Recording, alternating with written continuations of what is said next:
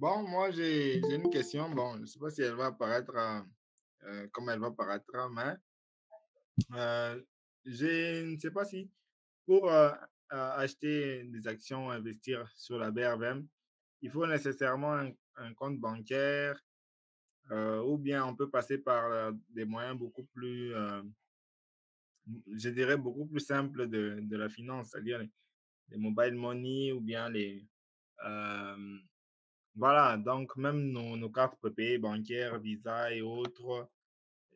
Bref, c'est qui nous facilite un peu la vie, hein, au lieu de toujours se rendre à la banque. Il peut y avoir beaucoup de gens là-bas, ils sont là dans une longue file indienne interminable, déposer l'argent sur le compte et ensuite voir comment faire la transaction. Voilà, c'est un peu ça ma préoccupation. Surtout que, bon, moi, c'est un peu particulier par rapport à la zone dans laquelle je suis. Et alors, il y a plusieurs moyens de créditer votre compte, d'accord? Donc, oui, vous pouvez aller à la banque faire une longue file, ça c'est plus compliqué, c'est la manière la plus compliquée de faire ça. Après, beaucoup plus simple, c'est d'utiliser votre application bancaire, d'accord, pour faire un virement sur le compte de la SCI. Après, vous envoyez juste la preuve de virement à votre gestionnaire de portefeuille. Et votre compte sera crédité dans la journée normalement. Donc, ça, c'est déjà beaucoup plus simple. Après, effectivement, oui, c'est possible de faire ça par mobile money, mais pas chez toutes les SGI. Donc, à l'heure actuelle, il y a FGI Sénégal qui autorise ce moyen de paiement-là. Après, il y a SA2IF qui est au Burkina Faso qui accepte ça aussi. Pour le moment, au Bénin, aucune SGI n'accepte ça encore. Je sais que j'ai en train de travailler sur ça, d'accord? Mais voilà, pour le moment, c'est tout ce qu'on a comme acceptation de mobile money dans les SGI de la sous-région.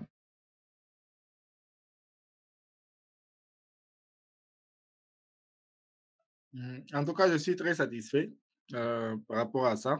Au moins, je sais déjà à quoi m'en tenir. Ça veut dire qu'il y a certains qui peuvent le faire, comme vous avez dit au Sénégal et au Burkina. Et aussi, il y a la possibilité de partir de l'application bancaire vers euh, donc créditer le compte de la SGI. En tout cas, je suis satisfait de la réponse. Super. Alors, est-ce qu'il y a d'autres questions? N'hésitez pas.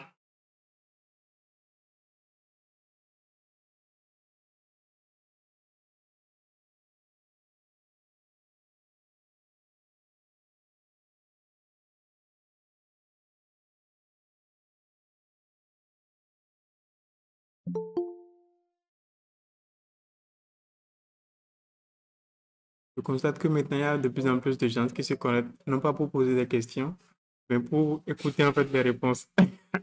C'est bien astucieux.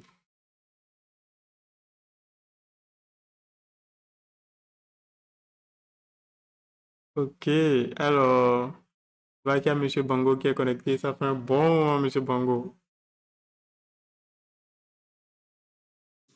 Oui, bonsoir. Bonsoir, comment vous allez? Vraiment, il y a 3 jours. En effet.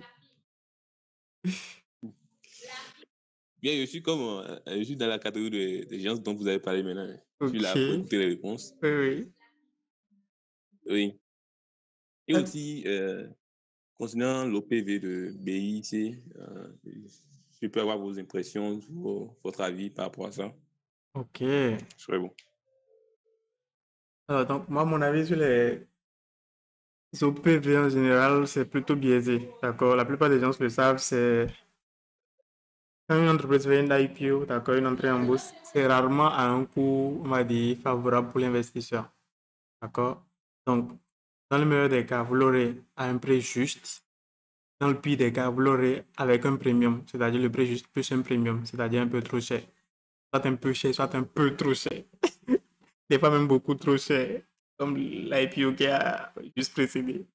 Alors, donc, ici, en l'occurrence, vous allez voir dans le groupe, j'ai fait quelques calculs sur une feuille là que j'ai envoyée. Bref, et m'a deux comprendre donc ce que je voulais. Mon point, c'est dès que l'entreprise en réalité va annoncer son dividende de 2024 là, donc qui sera distribué en 2025, le coût va tout de suite stagner ou plonger, suivant, parce que l'entreprise dit on va distribuer soit entre 60% de nos bénéfices. Euh, vous pouvez votre micro, s'il vous plaît?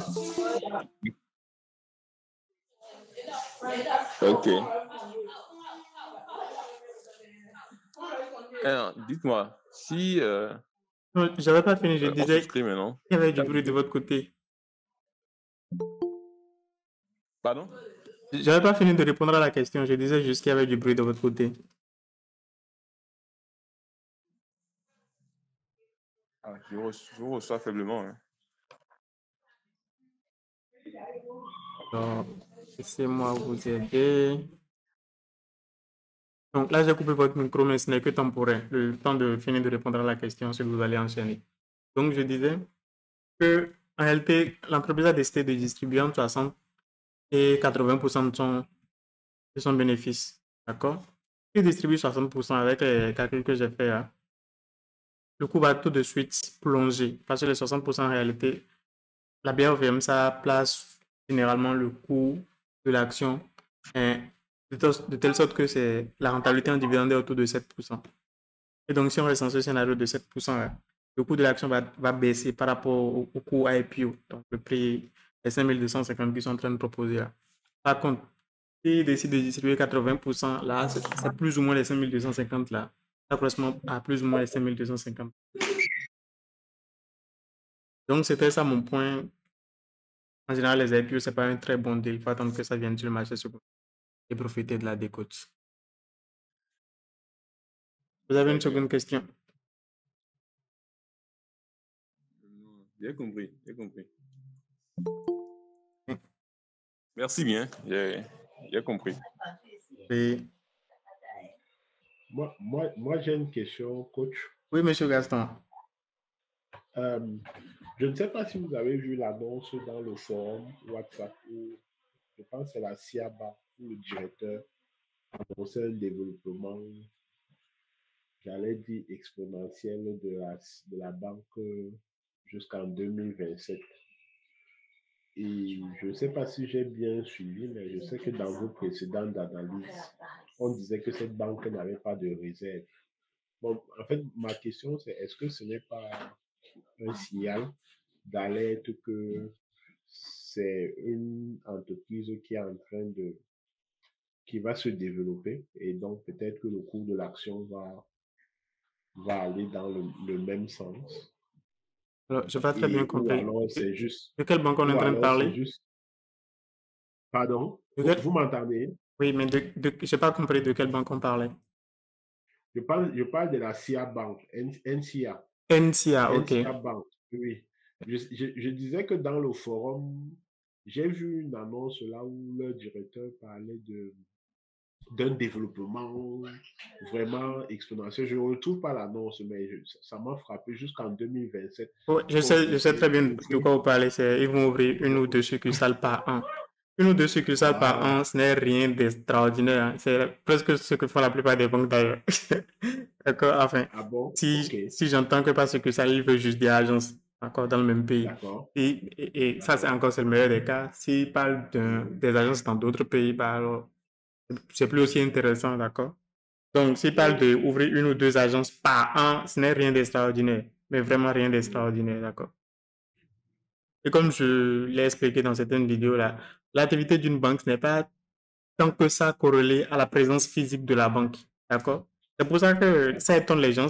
Coris Bank n'est pas aussi affecté par la crise au Burkina Faso, d'accord? Parce que oui, il y a le nord du pays qui est occupé par les, je ne sais pas quoi là, et consorts. Et donc, des agences ont été fermées, mais l'activité d'une banque n'est pas tant que ça corrélée aux agences, d'accord? Je peux faire tout à l'heure, on le disait, je peux faire des virements en utilisant mon application bancaire. Je n'ai pas besoin d'aller en agence. D'accord? Et si je veux faire un retrait, ce n'est pas nécessairement dans une agence, je peux juste chercher un guichet quelque part. D'accord? Donc, l'activité d'une banque, ce n'est pas tant que ça corrélé à sa présence physique. Donc, oui, ouvrir des agences, c'est bon signe, mais ce n'est pas vraiment ça qui impacte grandement le PNB, quoi. Ok, d'accord. Ok, c'est compris. Compris.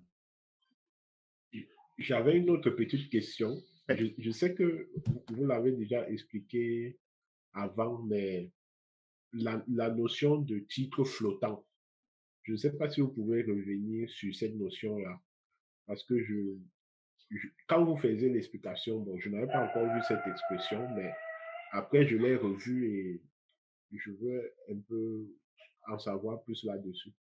Ok, alors le flottant. Donc, je prends l'exemple d'une entreprise qui a fait 100 actions au total. D'accord? Aussi bien les actions cotées que les non cotées. Toutes les actions, elle a 100 actions au total. D'accord? Donc, si elle décide de se mettre en bourse, elle va décider de mettre une partie de ces 100 actions-là en bourse. À la BRVM, ce qui est exigé, c'est 20%. Pour pouvoir être coté sur la BRVM, l'entreprise doit pouvoir mettre 20% de ses actions sur la BRVM. Ça fait 20 actions au minimum qui doivent être sur la BRVM. Donc, ça fait qu'après introduction en bourse, l'entreprise se retrouve avec cette configuration-là. 80% d'actions qui sont non cotées et 20% d'actions qui sont cotées. N'est-ce pas?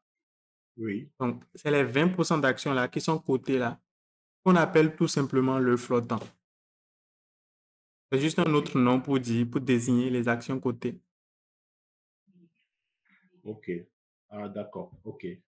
Donc, c'est une partie du tout des actions de l'entreprise, quoi, Oui, qui est cotée. qui sont cotées en C'est bourse. ça. Ok.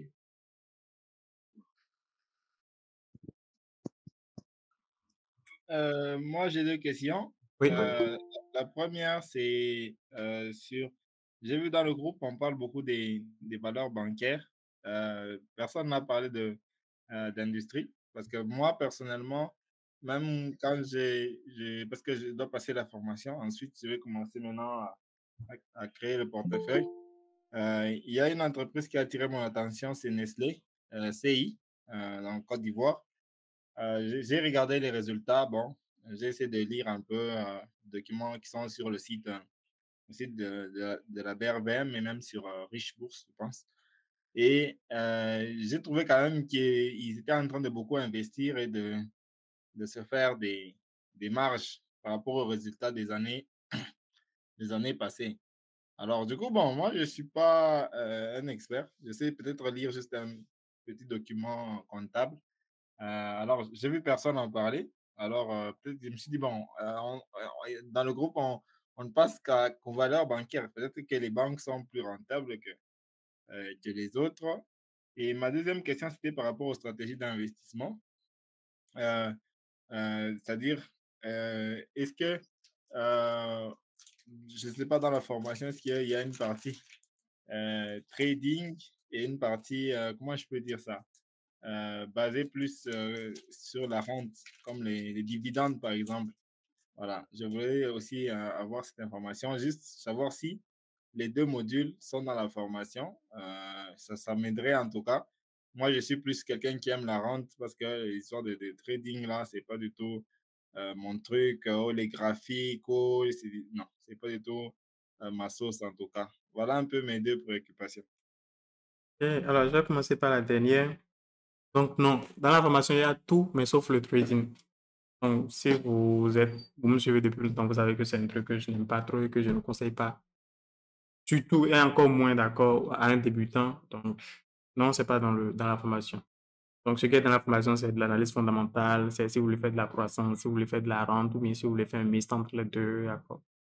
L'analyse fondamentale de l'investissement à long terme, même pas du trading. Maintenant, pour revenir sur la première question, il y a un focus sur les valeurs bancaires. Oui, d'accord. Et ce n'est pas une étude, ce n'est pas deux études qui ont démontré que les banques en Afrique de l'Ouest, particulièrement, sont parmi les plus rentables au monde. D'accord? Et le seul endroit où on peut les trouver, c'est justement sur BRVM. Donc, ça fait sens que les investisseurs qui sont sur la BRVM soient très friands de justement ces valeurs bancaires. D'accord?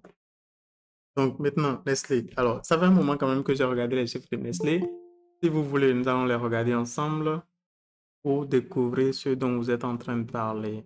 Donc, là, j'essaie de partager mon écran. Vous me direz si vous voyez. Et nous allons aller regarder les chiffres de Nestlé. Vous voyez mon écran?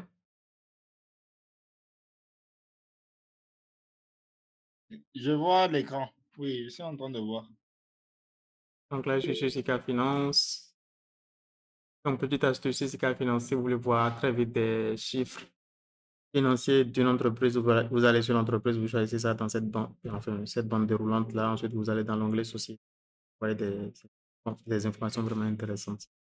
Donc, alors, donc je regarde le PNB là, 10%, 12%, un PNB chiffre d'affaires, 10%, 12%, 5%. Là, ça a un peu stagné sur les dernières années. Et les résultats, alors, là, on était négatif, mais ils sont revenus à la rentabilité. Là, ça a plutôt stagné. Là, il y a une décroissance. Là, ça a stagné. Le résultat, il n'est pas vraiment en train de suivre le rythme. Euh, donc voilà, les dividendes, oui, ils font l'effort quand même de continuer de distribuer des dividendes. Bon, ça ne va pas l'air d'une entreprise qui est vraiment en train de s'améliorer, n'est-ce pas? Là, on a vu le chiffre d'affaires est en train de stagner et le résultat, lui, il est en décroissance carrément, d'accord, sur les dernières années. Donc, enfin, est-ce que c'est que vous avez vu un truc particulier dans le compte de résultat? Oui, j'ai eu à télécharger les résultats des 3 derniers trimestres, je pense, pour l'année 2024. Ok, Alors, dans les résultats, ils avaient montré comment dire, la corrélation entre les résultats de cette année et ceux de l'année dernière. hmm, Alors, du coup, il y avait des pourcentages de croissance du style 162% par exemple, par rapport à la même excusez, à la même période l'année précédente. Alors, pour moi, c'était déjà des choses encourageante. Mais là où je trouve pertinente votre analyse, c'est que vous êtes au moins sur les 4 ou 5 dernières années. C'est, c'est là où je trouve, peut-être moi, je me suis, comment dire, je me suis rabattu sur carrément ce que j'avais vu pour l'année 2024 et la corrélation par rapport aux résultats de l'année 2023. Peut-être que c'est. Mais sur 5 ans, je pense que c'est beaucoup plus solide. Ça montre l'état d'une entreprise réellement. en effet, en effet. Alors, donc, je regarde quand même le résultat trimestriel au troisième trimestre et le chiffre d'affaires. Donc, la troisième trimestre 2024, ils ont fait ça. C'est une croissance de 15%. D'accord? Donc, 15%, on va dire, ils sont en train de revenir à leur niveau, à ce niveau-là, plus ou moins. D'accord? Non, même pas. Ils ont fait moins 21%, là, 15%, ça ne suffit pas à revenir ici. Donc, ils sont en fin d'année, je fais une projection, une extrapolation. En fin d'année, ils seront un peu moins. Ils vont faire un. Non, sorry, c'est le chiffre d'affaires. Le chiffre d'affaires, on est là, 15%. OK, on va dépasser plus ou moins ça. Donc, on va dépasser légèrement ça. Donc, oui, c'est pas fameux, d'accord? Alors, le résultat, je viens voir, lui, 35%, là, troisième trimestre, 15,60. OK. Et donc, je reviens ici, 15,60, c'est les trois quarts du résultat. OK. Donc, oui, là, effectivement, ils vont revenir plus ou moins ici. Donc, alors, je ne sais pas si vous allez voir ma calculatrice, je ne crois pas. Je suis en train d'ouvrir ma calculatrice et je suis en train d'extrapoler. Donc, je dis, c'est 1560. 1560, ça représente le résultat au troisième trimestre. Donc, j'extrapole, je dis que ça fait les trois quarts du résultat en fin d'année. Donc, avec une simple règle de 3, je peux extrapoler plus ou moins combien ils seront en fin d'année. Donc, je fais x4 sur 3. Et donc, je trouve 20,213. 20,213, là, on était à 21,268. Donc, c'est plus ou moins ça, un peu en dessous. Donc, ils sont juste en train, en fait, de revenir à leur niveau de 2021. Ce n'est pas une croissance, ce n'est pas une expansion, voilà. Donc, ils étaient en décroissance et ils sont en train de récupérer du terrain, c'est tout.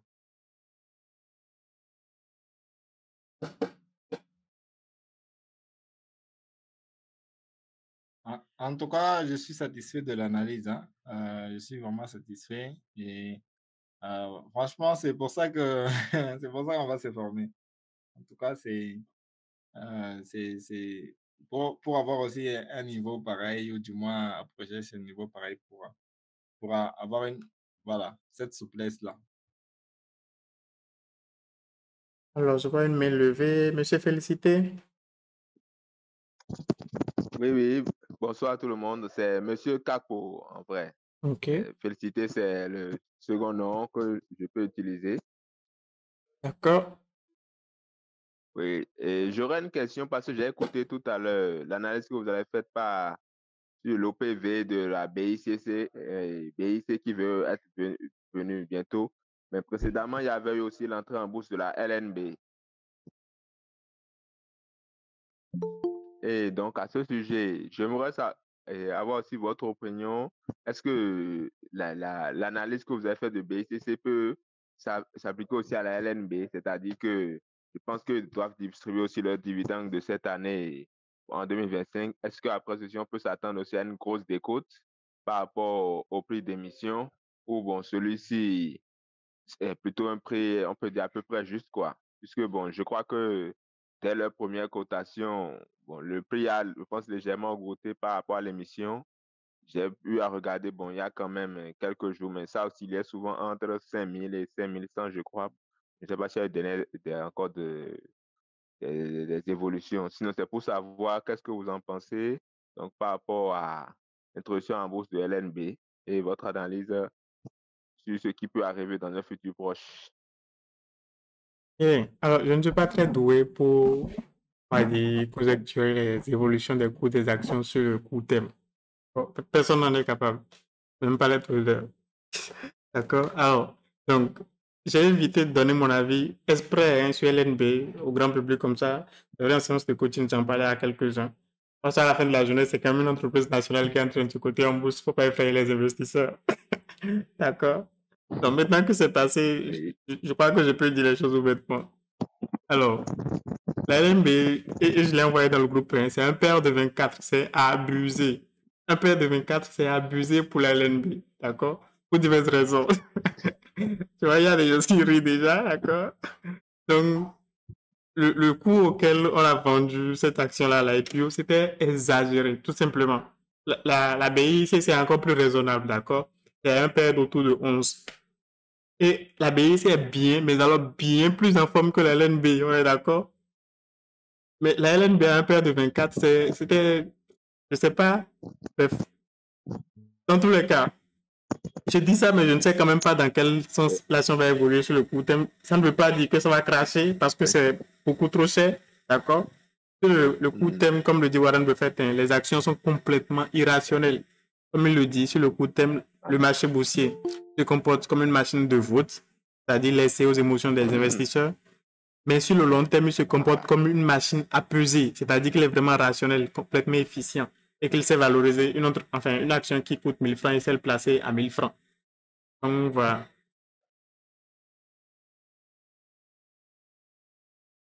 Ok, merci. Je pense que ça rejoint aussi l'idée que je m'étais faite en regardant un peu ils avaient donné leur document d'analyse. Bon, je voulais un peu, disons, asseoir cette réflexion. Bon, comme on est nous-mêmes dans le pays en question, c'est que on voulait s'assurer disons que on n'est pas fou, comme on peut dire. Merci beaucoup pour l'analyse encore. Super. Oui, monsieur Aaron.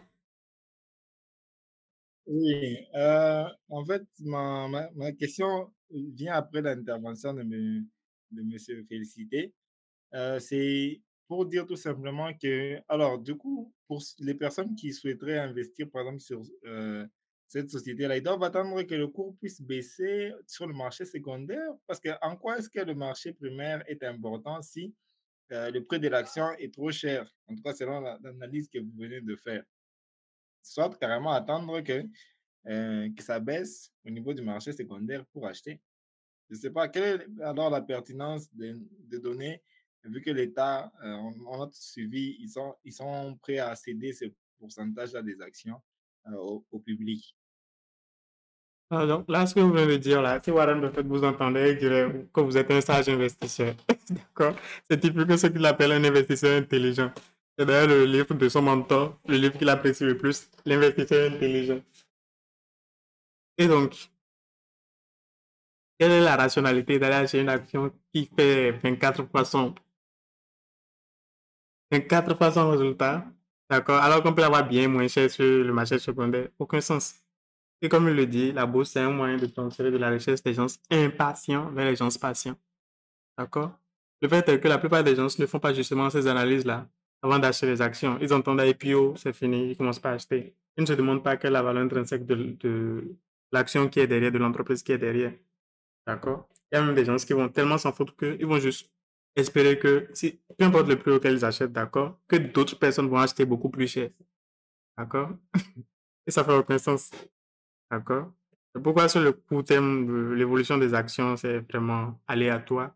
Et sur le long terme, les impatients qui ont vraiment calculé les valeurs intrinsèques et qui savent à quel prix il faut normalement acheter les actions, là, ils font de meilleurs deals.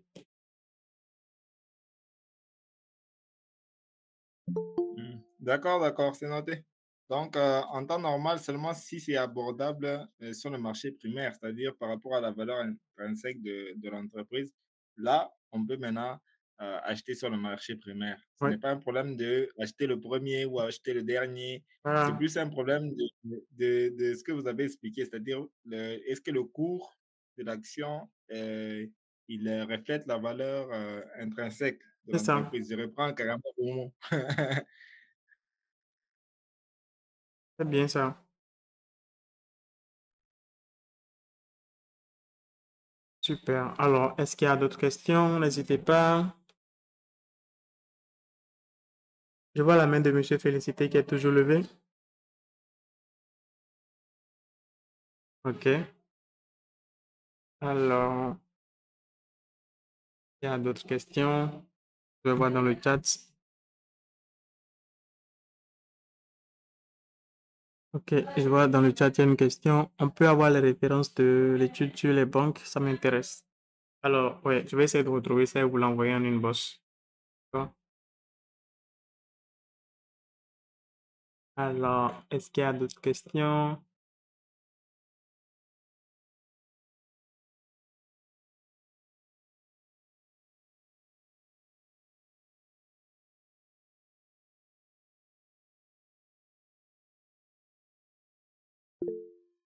Oui, Monsieur Liazou.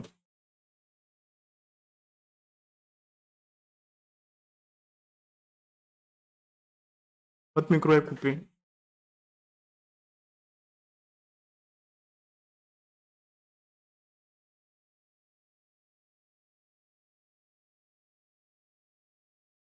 C'était une erreur. Alors, est-ce qu'il y a d'autres questions? Alors, je vois une question. Après ce que Monsieur Aaron a dit, je me demande quelle serait la pertinence du marché primaire. Vous m'entendez? Oui, Monsieur Liazou, allez-y. Ah, bonsoir. Bonsoir. C'est BRVM. Comment vous allez? Ça fait un moment. Oui. Bon, moi, je ne vais pas. Vraiment, tout à l'heure, vous avez parlé de LNB, Oui. que le PR est à 24 ou bien 22 là. Maintenant, ce que je voulais demander, par rapport à Orange, son IPO là, Oui. on avait dit que c'était cher au Hmm. départ. Oui. Et maintenant, est-ce que c'est toujours le même cas ou bien qu'est-ce qui a fait que ça a changé? Bah, justement, ça aussi, j'en ai parlé dans le groupe et je mettais le père de Orange CI, je le comparais au père de Sonatel. Donc, si Orange CI, déjà, il était à une valorisation, on va dire, un peu trop cher à la IPO, maintenant il est davantage. Et c'est exactement ça, ça rejoint la question de M. Félicité. D'accord? Un truc qui est déjà cher à la IPO et qui maintenant se retrouve en bourse et qui devient encore plus cher. L'irrationalité ne fait que s'accentuer en fait. C'est pourquoi je dis que sur le court terme, vous ne pouvez pas vraiment prédire le comportement des actions. Donc, c'est pas parce que, par exemple, à l'époque, on calculait la valeur intrinsèque de RANCI, on savait que c'était cher, qu'on doit prédire que si ça arrive sur le marché, ça va se cracher d'office. Non. Parce qu'en l'occurrence, pour RANCI, justement, bah, l'irrationalité, ça a juste fait de s'accentuer. D'accord? Et ce qui sous-tend ça, c'est les dividendes que l'entreprise paye. On sait que la BRVM est très, mais alors très sensible aux dividendes. D'accord? Si vous payez plus, je peux presque dire ça, que peu importe vos résultats. D'accord? Si vous payez de bons dividendes, vous aurez un bon coup en bourse à la BRVM. La BRVM est incroyablement sensible aux dividendes. Et ça se comprend, c'est un marché assez immature. C'est un marché neuf, un marché relativement jeune. Et ça se reflète dans le comportement des investisseurs. C'est des choix plutôt immatures qu'ils font. Donc, voilà. Donc, dans le cas de la BIC, je ne sais pas, on attend de voir eux, le niveau de dividendes qu'ils vont distribuer, mais ça va grandement impacter le niveau de l'action. D'accord? Donc, voilà. Ok, merci bien.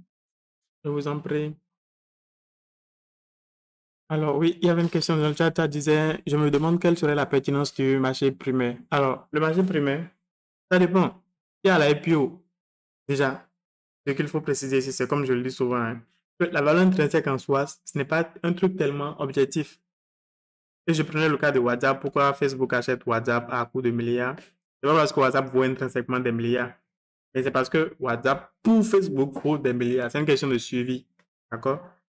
Ils ont un concurrent de la taille de WhatsApp qui occupe ce pan-là du marché. C'est un abcès incroyable. Et donc, mieux vaut se payer le premium là et la voix plutôt que de l'avoir en compétiteur. Donc, les investisseurs A et B peuvent utiliser des méthodes de valorisation différentes. Moi, je juge par exemple pour le moment que pays, c'est avec premium, d'accord, que c'est surcoté, d'accord. Mais un autre investisseur peut faire son analyse et utiliser une autre méthode de valorisation et trouver que non, en réalité, c'est sous-coté. Et donc, lui, il trouve qu'à la IPO, en réalité, le coût est très intéressant et pour lui, c'est un bon deal. D'accord? Donc, le marché primaire, ça a son sens pour cet investisseur-là. Donc, il va être le premier à l'acheter parce que le coût auquel il peut l'acheter là, déjà, là, c'est déjà un coût très intéressant pour lui. Et d'ailleurs, vous allez voir dans la note d'information de la BIC, pour déterminer le coût, le prix IPO qu'ils allaient utiliser là, ils ont fait deux méthodes de valorisation différentes qu'ils ont ensuite pondérées. Ils ont fait une première méthode, ensuite une seconde méthode, une première méthode qui dépend vraiment des fondamentaux de l'entreprise, qui repose sur les fondamentaux de l'entreprise, et une seconde méthode qui repose sur des ratios boursiers, donc le PR, le PBR moyen dans le secteur bancaire. Et après, ils viennent faire une pondération, c'est-à-dire qu'ils prennent 60% de la valeur qu'ils trouvent en utilisant la méthode A, donc qui repose sur les fondamentaux, et ils prennent 40% de la valeur B qui repose sur les ratios boursiers à la BRVM du secteur bancaire. Et donc, c'est cette moyenne pondérée-là qu'ils prennent finalement pour le prix IPO. Donc, vous voyez déjà qu'il y a plusieurs méthodes de valorisation.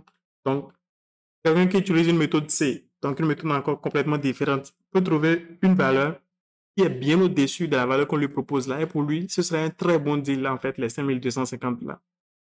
Donc, tout dépend vraiment de votre perception de la valeur intrinsèque de l'action et l'IPO peut pouvoir en réalité représenter un très bon deal, même déjà sur donc, le marché primaire.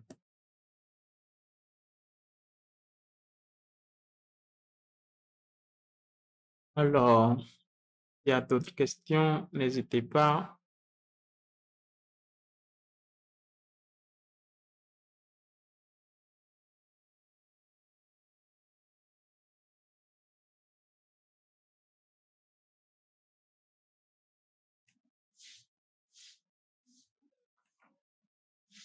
Oui, monsieur Liazou. Oui, encore moi. Hein. Je ne sais pas si, parce que je suis venu un peu en retard, je ne sais pas si vous avez déjà parlé de Sunu Bank. Non, on n'en a pas parlé. Bon, je ne sais pas si vous avez déjà des informations dessus ou pas. Donc, déjà, ce n'est pas une entreprise qui sera cotée en bourse, d'accord? En tout cas, pour le moment, ils n'en font pas l'annonce. Et donc, oui, c'est quand même possible d'avoir les actions en portefeuille auprès de votre SCI. Et donc, avec les documents qu'on a vus dans le groupe, hein, on voit que l'entreprise, sur les dernières années, est littéralement en train de perdre de l'argent. Moi, c'est un truc qui me refroidit beaucoup. Quand je vois ça, je ne poursuis même plus la lecture des documents. À minima, je veux une entreprise qui gagne de l'argent, pas une entreprise qui perd de l'argent. C'est tout ce que je peux vous dire concernant Sonobank Togo. D'accord. OK. Merci bien parce que moi, j'ai eu, mais je n'ai pas encore parcouru toutes ces informations-là. Okay. OK, merci bien. Super. Alors, est-ce qu'il y a d'autres questions? N'hésitez pas.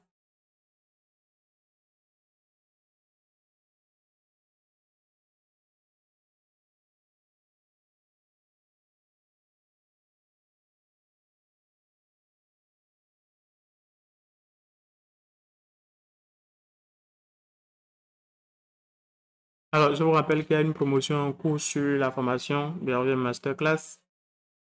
Une promotion, une réduction de 20% sur le prix de la formation. Et donc, cette offre expire le 31 décembre 2024. Si vous êtes intéressé, écrivez-moi en inbox oui. Au 1er janvier, le coût va revenir à la moyenne et je suis même en train d'envisager d'augmenter le prix de la formation. D'accord?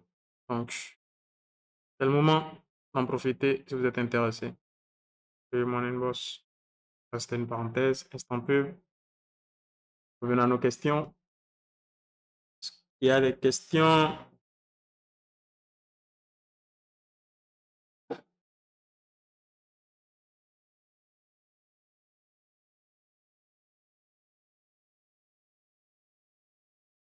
Ok. Alors, s'il n'y a pas de nouvelles questions, nous allons nous arrêter là. Oui, monsieur Ali. Oui, bonsoir tout le monde. Bonsoir. Oui, et aussi à partir de la deuxième, est-ce qu'on peut investir dans tous les pays de l'ECOWAS? Dans tous les pays de l'UEMOA, Oui, qui utilise autre monnaie que le CFA. je n'ai pas bien Il y a entendu. le marché, est-ce Non, qu'il y a le marché de tous les pays de l'ECOWAS? On peut investir à partir de PVM, comme le bon. marché de Ghana, Nigeria, Ah, et ok. un peu comme ça. Ok. Donc, la BRVM, c'est pour l'UEMOA. Donc, pour le moment, c'est les entreprises qui sont cotées, enfin, des entreprises qui exercent leur activité dans l'UEMOA, qui sont cotées à la BRVM. Donc, là, c'est possible. Encore qu'il y a un pays qui n'a aucune entreprise cotée sur la BRVM, c'est la Guinée. D'accord? Donc, bien que ça fasse partie de l'UEMOA, aucune de ces entreprises n'est quand même cotée sur la BRVM. Curieux, ça vient. D'accord? Maintenant, les pays de la CEDEAO, non. Donc, les entreprises du Nigeria ne sont pas cotées sur la BRVM. Ce n'est pas possible. Le Ghana, c'est pareil, ainsi de suite. Mais il y a un projet en cours, donc, ça s'appelle AELP, African Exchange Linkage Project. Et donc, le but, c'est de faire une intégration de toutes les bourses africaines. Donc, de les relier de telle sorte que quelqu'un qui investit sur la BRVM puisse acheter des actions sur la bourse de Casablanca, puisse acheter des actions sur la bourse de Johannesburg, puisse acheter des actions sur la bourse du Nigeria, puisse acheter des actions sur la bourse du Ghana, ainsi de suite. La bourse de Nairobi, ainsi de suite. Donc ça, ce projet-là, il est en cours. Récemment, je dis récemment, il y a quand même un moment, ils ont fait des tests opérationnels, ils ont pu vraiment passer des ordres et faire des transactions. Maintenant, c'est quand même pas encore ouvert au grand public, d'accord? Mais ça vient. On sait déjà que le système est en place et qu'il marche. S'il vous plaît, si dès que ça vient là, il faut publier dans le groupe pour que nous on étudie aussi un peu. Sorry, je n'ai pas bien entendu. Dès que c'est déjà ça commence déjà là, vous pouvez publier ça sur le groupe.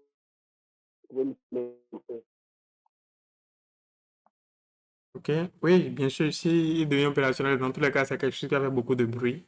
Vous allez le savoir, vous ne pouvez pas louper ça. Donc, c'est clair.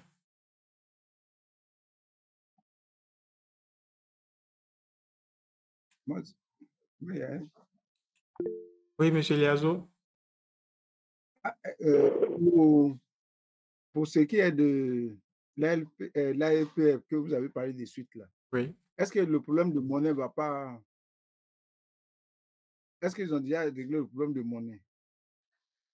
Alors, quel est le problème avec la monnaie? Comme c'est tous ces pays-là n'utilisent pas la même monnaie. D'autres utilisent le CFA, d'autres utilisent le RIAD, etc. Non, c'est comme quelqu'un qui reste, par exemple, en France et qui achète des actions aux États-Unis. C'est juste des conversions qu'on fait. Donc, il y a des parités, par exemple, entre l'euro et le dollar. Donc, au moment de faire la transaction, on convertit juste 16 euros en dollars, il achète ses actions, c'est tout. Donc, c'est pareil ici. Donc, au moment où je désire acheter des actions d'une entreprise sur la bourse de Johannesburg, bah, on va convertir tout simplement mes francs CFA en rands. D'accord? Et donc, j'achète avec l'équivalent en rands là-bas, c'est tout. Vice-versa, pour quelqu'un qui a des rands là-bas et qui désire acheter des choses en francs CFA ici, au moment de faire la transaction, on fait la conversion. Et suivant ce qu'il a, il peut acheter. Ah, ok, merci bien. Je vous en prie. Oui, monsieur Ali,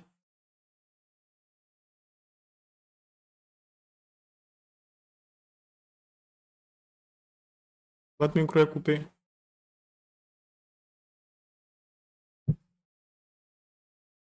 Allô? Oui,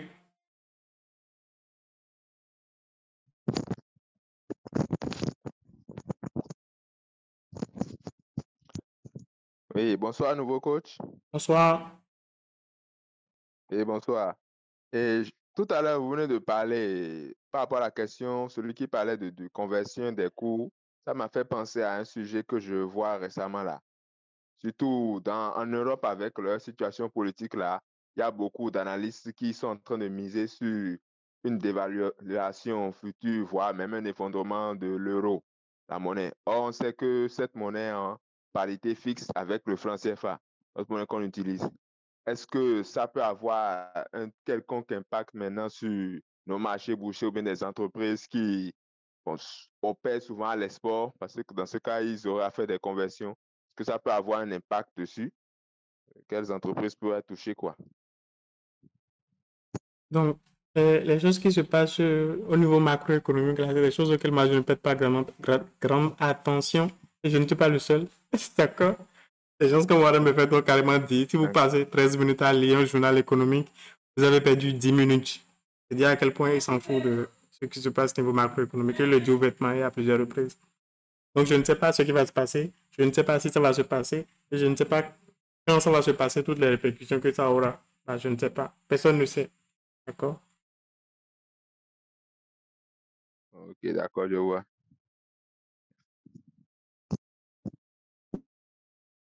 Alors, oui, monsieur Ali.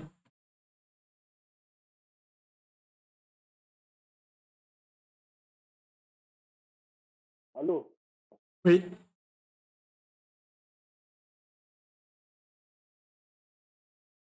votre micro est coupé.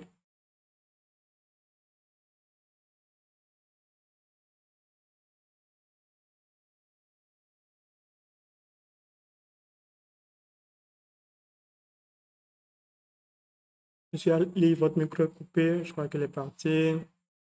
Alors, est-ce qu'on a d'autres questions? N'hésitez pas.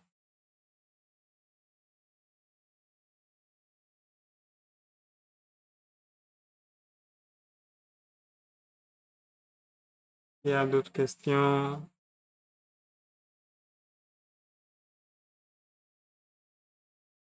Non? Ok, bon, s'il n'y a Allô, pas. bonjour, vous m'entendez maintenant? Oui, on vous entend, monsieur Ali. Ok, ok. C'est ça, je me demandais, dès que ça sera opérationnel, est-ce que je me demande, avoir des comptes peut-être avec des devises étrangères dans les pays là, il y aura un avantage, je pense. Bah, si vous avez déjà un Peut-être compte avoir, dans le pays en peut-être question, avoir un. Pardon? si vous avez déjà un compte dans le pays en question, donc je dis, par exemple, que vous avez déjà un compte Peut-être quelqu'un qui a un en compte, Afrique du je sais Sud. pas. Pardon? Oui, j'ai bien compris. Donc, si vous avez déjà un compte en Afrique du Sud, par exemple, c'est inutile de venir passer par la BRVM pour acheter les actions là-bas. Non, Autant non, non, je ouvrir ne un parle compte pas que là-bas. c'est inutile. Ça veut dire que, non. Ça veut dire que si tu veux acheter les actions qui sont aux côtés de Johannesburg, tu vas acheter peut-être avec le compte là. Si tu veux acheter les actions peut-être au Bénin, tu achètes avec le compte de CFA. Si tu vas acheter, si tu as le compte avec des pays différents, pour qu'il n'y ait pas d'échange, ou bien ça sera un monnaie unique. Non, pour le moment, on n'a pas encore de monnaie unique. Donc, si vous avez déjà un compte Oui, donc dans ça, le pays en question, utilisez le compte du pays.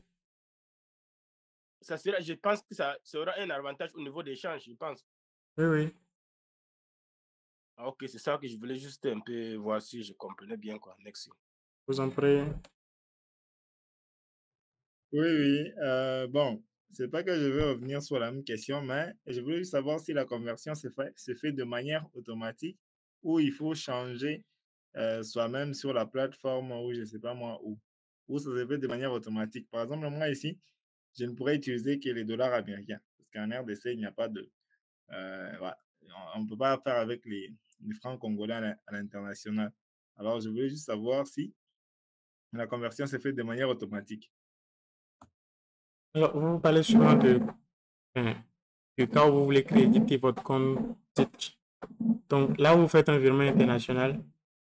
Et donc, c'est la banque qui s'occupe de faire la conversion en question. Vous n'avez pas à gérer le dollar, il est à quel taux et consort. D'accord, d'accord. Ok. Alors, je vois une question dans le chat qui demande comment trouver le PBR d'une entreprise avec Sika Finance. Alors, je crains qu'avec la version gratuite de Sika Finance, ça ne soit pas possible. Avec la version payante, je ne sais pas, parce que je n'ai jamais utilisé la version payante de Sika Finance, quoique j'ai essayé. D'accord. Par contre, sur Richboost, oui, la version payante, oui, vous pouvez avoir le PBA. Donc, voilà. Oui, monsieur Ali. Oui, je voulais savoir c'est quelle monnaie, c'est quelle devise qui va s'afficher pendant l'achat. Pendant l'achat d'actions, c'est quelle monnaie qui va afficher. Donc, dans le cas, par exemple, pour essayer, si vous voulez acheter des actions en Afrique du Sud, quand le projet sera complètement opérationnel, donc vous ne manipulez que du franc CFA. Et comme je le dis encore une fois, les conversions, ce n'est pas votre problème. C'est la SCI derrière qui s'occupe de tout ça là. Oui, oui, je comprends, mais je comprends très bien, mais je demande ce qu'on sera en train de voir en achetant, c'est quelle monnaie qui sera... parce qu'en voyant, tu vois, c'est quoi qui va être en voyant, je ne sais pas. Par exemple, quand vous voulez acheter les autres actions dans les autres pays, il y a des monnaies qui affichent. Oui, Il y a donc, des devises là. ok, donc vous voulez acheter par exemple une action d'une entreprise en Afrique du Sud. Donc, vous allez voir ça, vous allez voir... Non, si je vais acheter une action au Bénin, l'expression de l'Afrique du Sud, au Bénin. Bah, ici, on ne manipule que du franc CFA. C'est quoi l'intérêt de voir une autre devise ici au Bénin quand on est au Bénin, qu'on va acheter quelque chose au Bénin? Non, je demandais juste pour voir si le devise qui va se voir dans le plateforme, que ça sera quoi? Ça sera en fonction du pays? Oui, mais c'est déjà le cas. Si je vais acheter une action de l'LNB, je vois son coût en franc CFA. Bien. Oui. Ça va. Ça ne changera pas. Ok. Ça veut dire qu'à partir de devises que vous êtes en train d'acheter, c'est à ces devises-là que vous allez, ça va afficher. Oui, oui. Oui. Bon, je peux. Bien sûr. Alors, monsieur Ali, en fait, bon, moi, j'ai fait l'essai d'acheter quelques actions sur la bourse de New York. Ce qui se passe, c'est que quand tu déposes l'argent, par exemple, la bourse de New York, vous êtes d'accord que c'est en dollars américains? Oui. Vous êtes d'accord? Oui. Oui, c'est ça, oui. Voilà. Et si, par exemple, vous voulez, en fait, avec la SGI, bon, je dirais, le trader, mais bon, quel est le bon mot? Le bon mot ne me vient pas. En fait, il y a une application. Le broker. Ce qui sert de SGI, pardon? Le broker. Voilà, merci, c'est le mot que je cherchais. Le broker que moi j'utilise, d'accord, te permet en fait d'acheter des actions partout dans le monde. Donc, j'imagine par exemple, si je suis intéressé par prendre une action qui est cotée sur le CAC 40, par exemple, c'est que je dois au préalable convertir une partie des fonds que j'ai dans mon portefeuille en euros. Là, j'ai de l'euro et je peux utiliser cet euro-là pour acheter des actions parce que l'action en question est cotée en euros. Il est coté sur le CAC 40 qui est en euros. Il n'est pas coté sur le New York Stock Exchange comme le truc là. J'imagine que si on doit faire la même chose, si l'intégration devient tout le...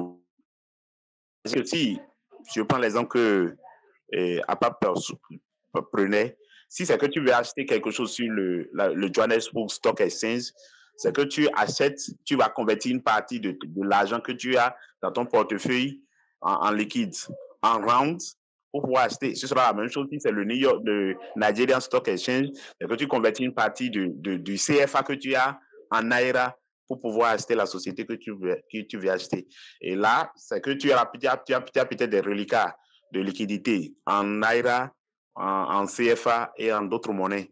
La monnaie dans laquelle tu aurais peut-être précédemment converti la liquidité que tu as, quoi. Donc voilà, je ne sais pas si ça éclaircit un peu ta préoccupation. Oui, ça c'est clair. Ça veut dire que ça va s'afficher en fonction de pays avec les devises. Oui, c'est ça. Ça veut dire que si tu vas acheter au Bénin, ça va afficher en Les Nigériens vont afficher en Naira et d'ensuite, c'est ça. C'est ça. Mais bon, il ne faut pas dire Bénin, il faut dire BRVM parce que le BRVM à lui seul n'a pas. Donc, si la Non, si j'ai dit j'achète. le Bénin, j'ai dit Bénin. Oui, c'est BRVM. Le Bénin est sur la Non, je BRVM. parle de Bénin. Non, je parle du pays. J'ai parlé du pays. Parce qu'on ne Ah, sait pas ok, d'accord.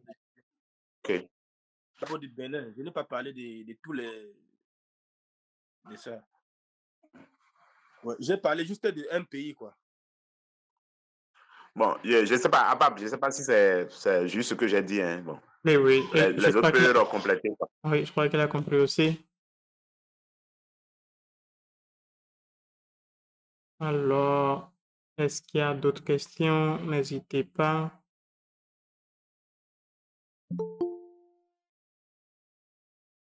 Une question dans le chat, ça demande comment trouver le PBR. Ouais, ça, je viens de lire ça, c'est bon. Alors, d'autres questions? N'hésitez pas.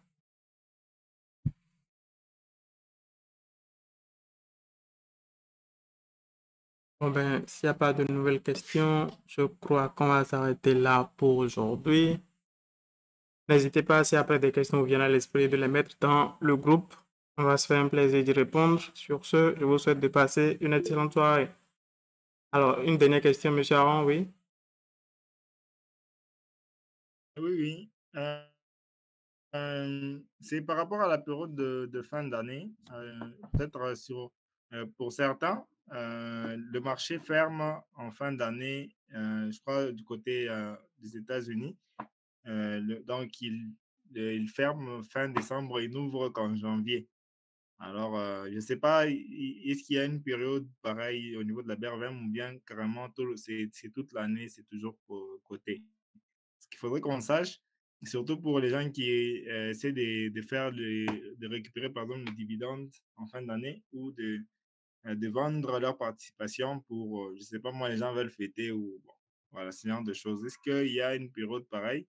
Et aussi, est-ce qu'il y a un effet par rapport aux festivités de fin d'année qui intervient, comme vous avez dit, sur les rationalités du marché par rapport aux acteurs en présence? Est-ce qu'il y a beaucoup de liquidations ou il y a plus d'investissement de la part des acteurs?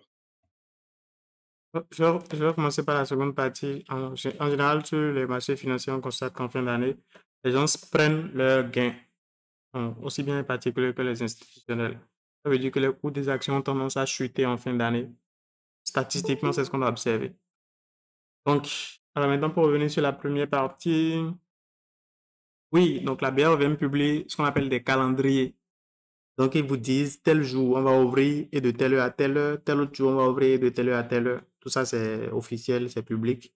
Sur Richboost, par exemple, vous avez accès à ces calendriers-là et vous savez exactement de quelle heure à quelle heure le marché sera ouvert, quel jour.